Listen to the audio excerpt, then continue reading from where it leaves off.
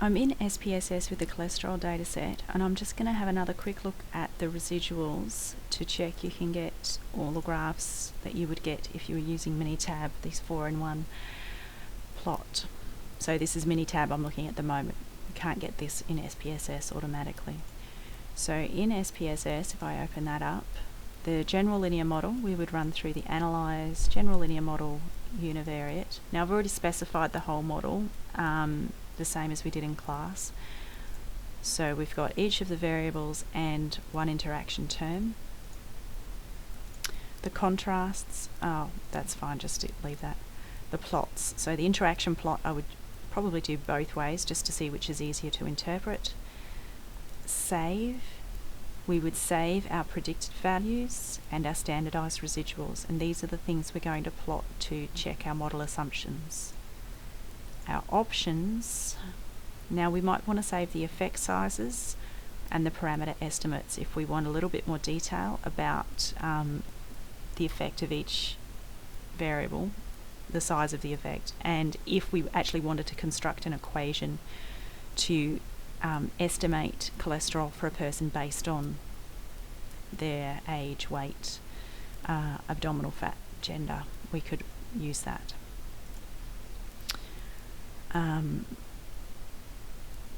And that's it, I think. Yep.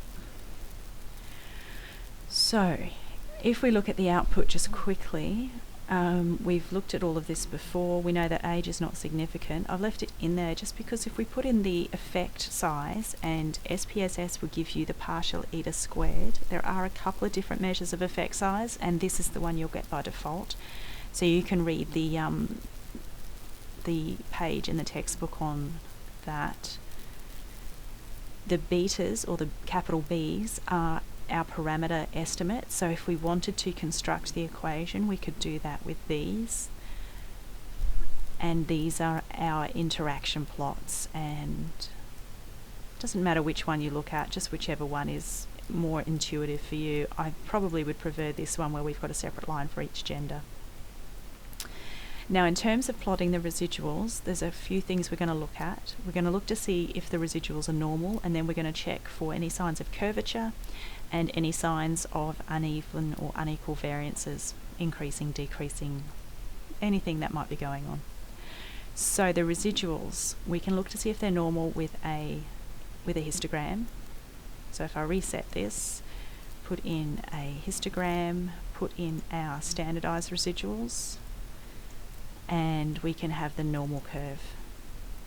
So this isn't a formal test, it's just having a look at it and saying that it looks approximately normal. There doesn't seem to be anything going on. If you had a problem with your data set and this was coming out as really highly skewed or really highly kurtotic, then you might have a problem. This looks okay. Now if we actually want that normal probability plot, and for this graph here you would interpret it as being, if the dots lie approximately along the line given, then it's normal. If you get a big wiggle in the line, then it's probably not normal, and you might have to take a closer look at fixing that, perhaps with some help. So to get that plot, although it's a graph, I don't believe it's anywhere in the graph menu. We'll go to Analyze, Descriptive Stats. Now in class I did the PP plot. I think if you do the QQ plot, the quantile plot, you'll actually get the same as what Minitab gives you. For the purposes of this course, I don't really mind which one you use. Mathematically they are a little bit different, but they'll look approximately the same. So you put your standardized residuals in. We're looking for a normal distribution, and you'll get two plots. You can just ignore the second one. This is the one we were after, just to see if it lies approximately on a straight line. And for this data set, I'll say that's close enough. So the other two graphs that we were after, we're looking to see if the variances was approximately the same. So we'd be wary if the residuals were all tightly packed in at one end, but then all spread out at the other. That would be a sign of increasing variance. Alternatively, it could be decreasing variance, or there could be some sign of a curvature in the data set, in which case fitting a straight line is not appropriate. And we can also check it in terms of observation order. Sometimes you'll see increasing variance over the course of, happens sometimes more with experiments if things change over the course of an experiment, so it depends a little bit what your data set is. But this is versus the fitted value, and this is versus the observation order, and it's worth having a look at both. So perhaps if you were doing an experiment over the course of the day and the day got hotter and hotter and hotter, perhaps there was a lot more variation with the hotter temperatures, and that might come out if you plotted by observation order, whereas it might not come out necessarily here. So we look at both. So our fitted values, that's our predicted values, fitted, predicted, and our residuals. So we can do that with a scatter plot. I'll just reset it, scatter, drag that in, and the only reason I've got two sets of residuals here is because I've actually run the model twice. I should go through and delete those. So we'll put our residuals in, on the y-axis, and our predicted values on the x-axis. And we can add in a reference line at 0 if we like. And that gives us the same plot that we had in Minitab. And again, there doesn't look like there's any problems with the variance. We're just looking for a random scatter here. If everything looks a bit random, then that's okay. So the last plot is in observation order. Now we don't have anything that's giving us the observation order. Normally we would assume that the data has been entered in order of observation. It may not have been for various reasons. But if we assume that it has been, we need to have these case numbers as a variable.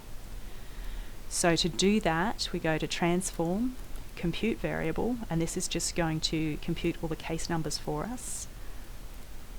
Target variable, we can just call this, I might call it ID or ID number. The expression is you have to type in yourself, or it could be here somewhere, but I don't know. It'll be a $, case, C-A-S-E, num, N-U-M, case number. Okay. And you can go back into your worksheet to check that it's got them there. Obviously you don't need the decimal places. You can take them out if you like. So we've got our ID numbers. So to plot our residuals in order of the ID number, we'd go back into Graphs, Chart Builder. We would take out the predicted values, add in the ID numbers. Okay. And again, we could add in a line at 0. And if there was any problems with the variance, or indeed curvature as well, it's possible it would come out in this, or it might have come out in this one. Usually we check both. If something does go wrong with your data, that might be when you need to show it to me, or take it to a statistician to get some help in what to do to fix it, because typically problems can be caused by a range of things, and you might want to check the residuals against each of the predictors, which was an option that we had a quick look at in Minitab, but I won't do here. You can just do the same plot again and check these residuals against each of the predictor variables, weight and age,